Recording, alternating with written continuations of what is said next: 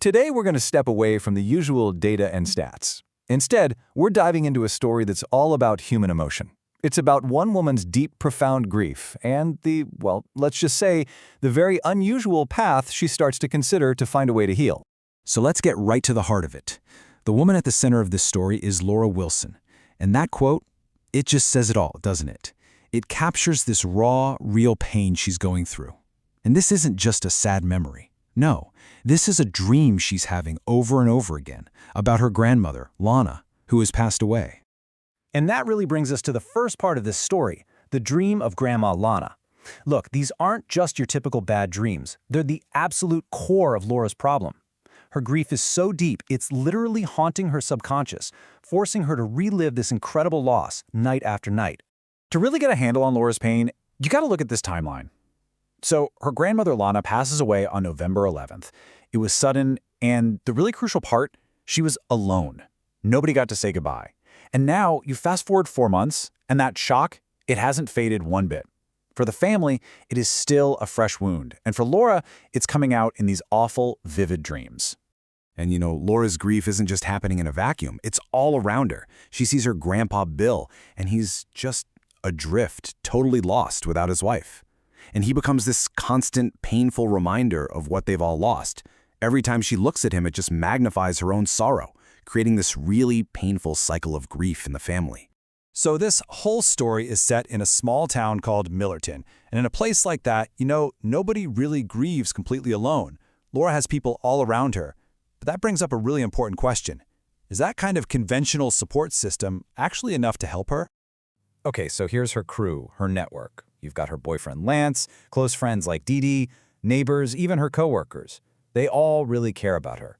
But I want you to pay special attention to that first name, Zelda Kozmacki. She's a close friend, but she's also a self-described psychic medium. And she's about to introduce a very, very different kind of support into the mix.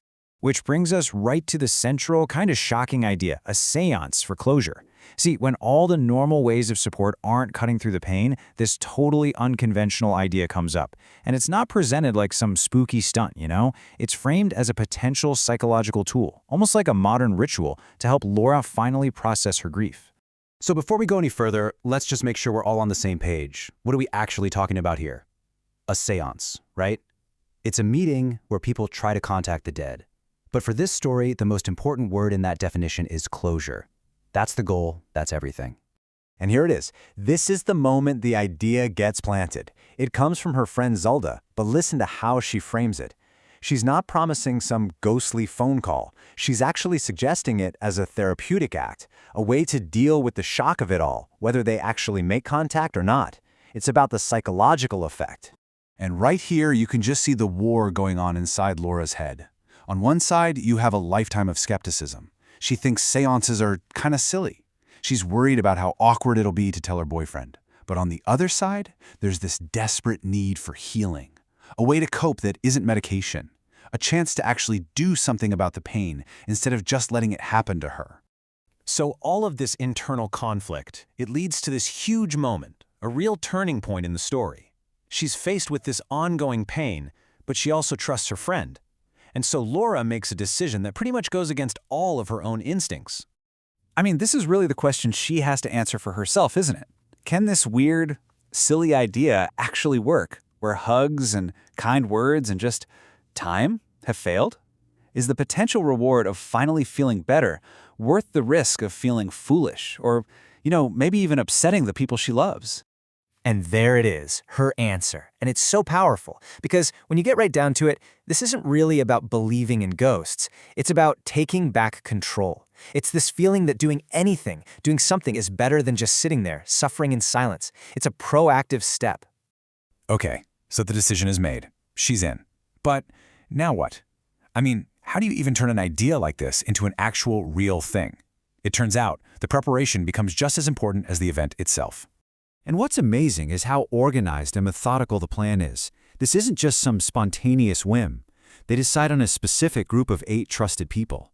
They choose a private, secluded location, her own basement, and they set a specific time, Saturday night at 8 p.m. This thing is being treated like a serious, carefully prepared ceremony. And you can see from the guest list, this is no random party. It's a carefully curated circle.